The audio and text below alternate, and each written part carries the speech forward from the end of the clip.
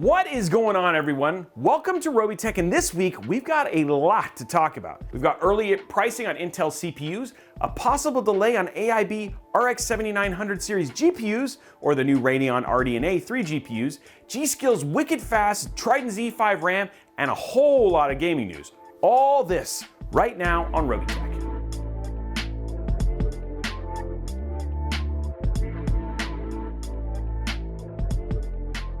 Let's start things off with AMD, because there's a lot going on right now with Team Red, and it's not all roses like we had hoped. So AMD's RX 7900 GPU is slated to release on December 13th, but it could potentially just be limited to public models or the AMD reference card design that their major board partners will offer. The custom models will start showing up a week or two after the initial release, though we're not really sure why that is. And this is counter to what AMD promised, which was that everything would be available, if possible, on date with a larger amount of cards available. So far, here's the deal. We don't have any specs on any of the custom cards planned by AIBs, and only two have actually shown their custom cards thus far, and that's PowerColor and Asus. Typically, this isn't outside of the norm for AMD GPU releases.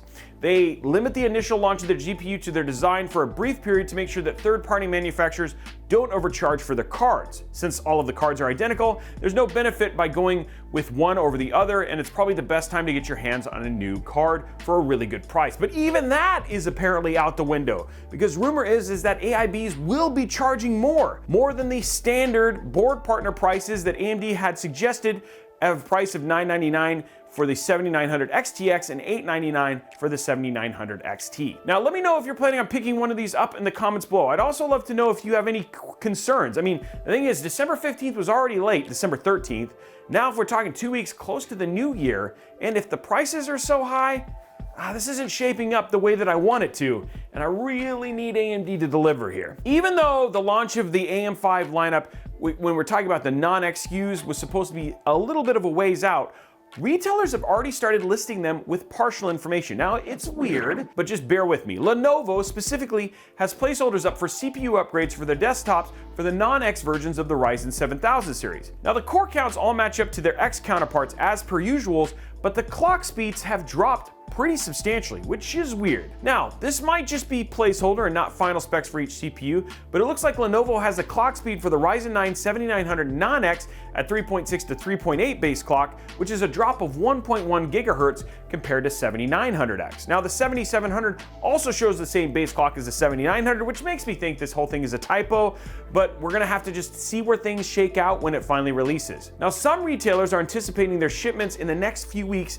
and even though we don't have pricing, I expect some of these new SKUs to match the rumors, and so hopefully we'll all see this kind of shake out very, very soon. Now, let's look at the future of AMD laptops. It appears that a recent patch for Linux kernel was released by an engineer at AMD that enables support for an integrated GPU in AMD's Dragon range and Phoenix APU lineup. What does that mean, Roby? See, both processors that we're talking about here might utilize iGPUs based on RDNA 3 architecture.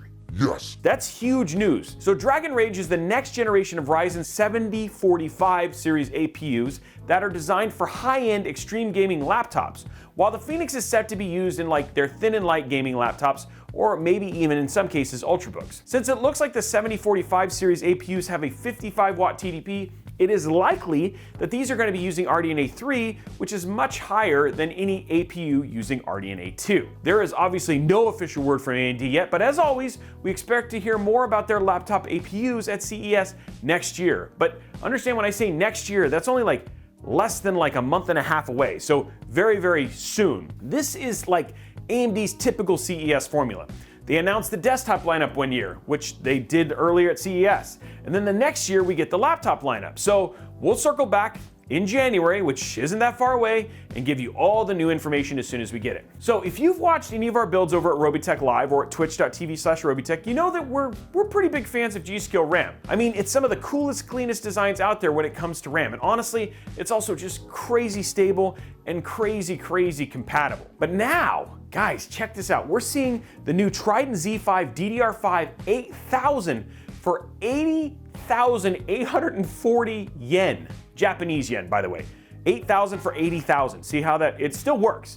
but that converts to roughly $570 for 32 gigs of DDR5 8000. Now, it may not be apples to apples comparing it when it comes to pricing, but it's probably not going to be far off from considering it's rated 8,000 megabits per second, or mega transfers, with CL38, which is crazy tight for DDR5, and it comes with two 16 gig DIMMs. Currently, these have only been optimized for Z790 platforms, sorry AM5 folks, and they've only been validated on the Asus ROG Maximus Z790 Apex motherboard, which is basically Asus's best, like most extreme performance motherboard. So really, this is kind of designed and geared towards those hardcore PC enthusiasts that are looking to overclock the living daylights out of their system, or people who just really need incredibly fast RAM and huge amounts of throughput for that stuff. Not to be outdone by AMD and Lenovo releasing early specs, and G.Skill RAM pricing in Japan, but Intel's entire 13th gen non-K SKUs and their i9-13900KS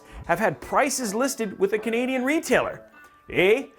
These could be placeholder pricing, eh? No, I'm just kidding. I don't even know why I'm saying that anyway. But I mean, like, guys, when do the Canadians ever do anything crazy? So here's the spread of the 13th gen lineup. Starting from the bottom, the i3-13100F is listed at $168.99 Canadian, or about $125 US.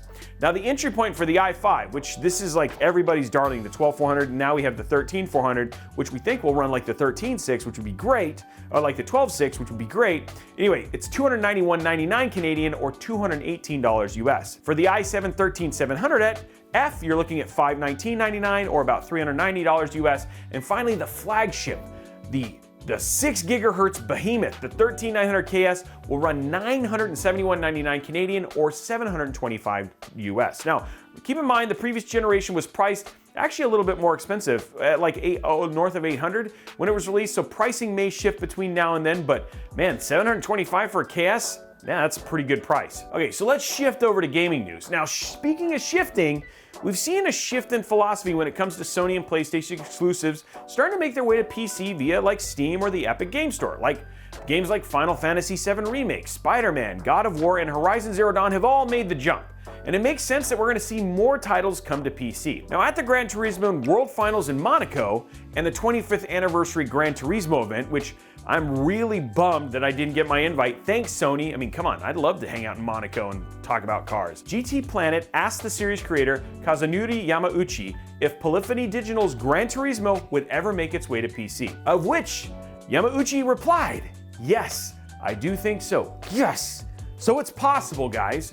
Racing game fans can rejoice that one day in the distant future, you might be able to play one of the most iconic racing games of all time on your PC. Don't get me wrong, love me some Forza, especially Horizon, but man, I got a lot of childhood memories around Gran Turismo. Now, there are a few caveats with this. The issue is that Gran Turismo is a very finely tuned title. Which, what does that mean? There are not many platforms could run the game 4K 60 natively, which PlayStation 4K 60, we're not even gonna get into argument, but basically the short of it is they're considering it, but the thing is that the game has been very, very specifically made for like the PlayStation 4, the PlayStation 4 Pro, and the PS5. And again, if you're talking about a simulation, having such a small, thin slice of hardware makes things really easy. Now, with the wide gamut of hardware on PC, which we mentioned last week, if you watch our whole thing here, we talked about the Steam hardware survey. Delivering a Gran Turismo PC experience with like some of the GPUs that are there isn't really the quality bar that Polyphony Digital is probably looking for, but nevertheless, here's the deal. They'll figure it out, and I'm excited at the thought of one of the biggest names in racing games to actually be coming to PC. Speaking of big PC titles, last week we mentioned that CD Projekt Red announced that a next-gen update would be coming to Witcher 3 Wild Hunt in December, and that they'd be giving us all the juicy details in the live stream. Well, that live stream has come and gone, and now we know what's actually going to be in the big update. The biggest changes are 4K textures and models, ray tracing features, improvements to gameplay, a 60 FPS mode, cloud saves, and a photo mode. Now, the photo mode thing has been one thing that has been sorely missing from the original launch of the game, considering it was actually pretty impressive looking when it originally released. Back in 2016, they did release support for NVIDIA's Ansel screenshot feature, which lets you take like massive super sampled screenshots of select titles like The Witcher 3. But a true photo mode had never been included until now, or rather until December 14th. Now, the update to the game looks stunning. The lighting and ray tracing and improvements to models and textures make it a more beautiful game than it already was. And you know what? There are a ton of people who've been waiting for the update to jump back in, or you know what? Actually join the world of Witcher for the first time. Now, while I'm not gonna say I'm mad, I'm maybe a little disappointed, and if you're a parent, that almost stings more. But the additions from the Netflix series we kind of alluded to, guess what? It's just armor, so not the characters themselves. So no, you won't be able to play as Henry Cavill, which kind of sucks, you know, not being able to run around, shank monsters, and cast Quen over and over to keep yourself alive. However, they did include the memed Nilfgaardian armor from Season 1, so that's a thing. But come on, man.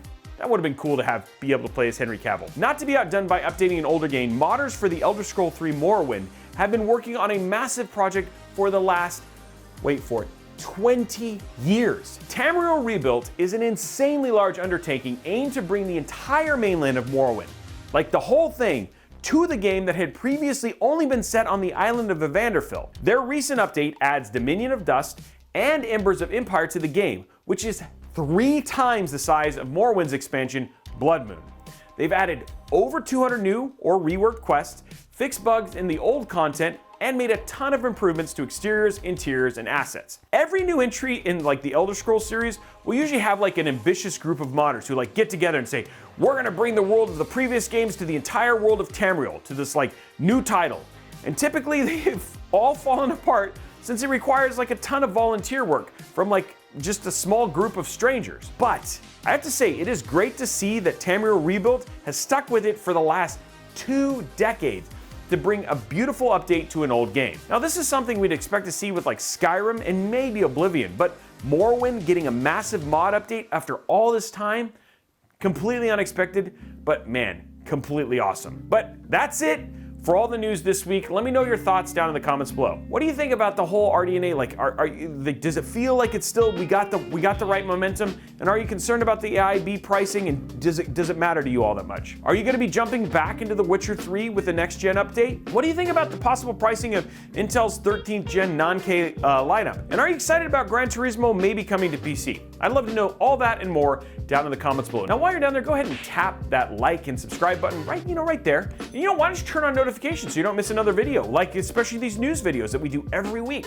or maybe awesome like case reviews that are coming out, or maybe some secret projects that are coming out very, very soon that you're not going to want to miss. We should check out our live streams right over there on youtube.com/Robeytech Live, our Big Brother channel, or over at twitch.tv/Robeytech, where we stream every Tuesday, Thursday, and Saturday starting at 5 p.m. Pacific time, as schedules permit sometimes. Before you go ahead and head over to your favorite social media platform and give us a follow. We're on Twitter, Instagram, TikTok, Facebook, and finally, the last place you should check us out, discord.gg/Robeytech. Guys, there's tens of thousands of other like-minded tech enthusiasts who love to talk about all of this stuff. And if you have questions about PC builds or just anything like that, you should definitely head over. And you know what? You might make a friend. Anyway, guys, thanks so much for hanging out. I hope you enjoyed this episode, and we look forward to seeing you on the next one.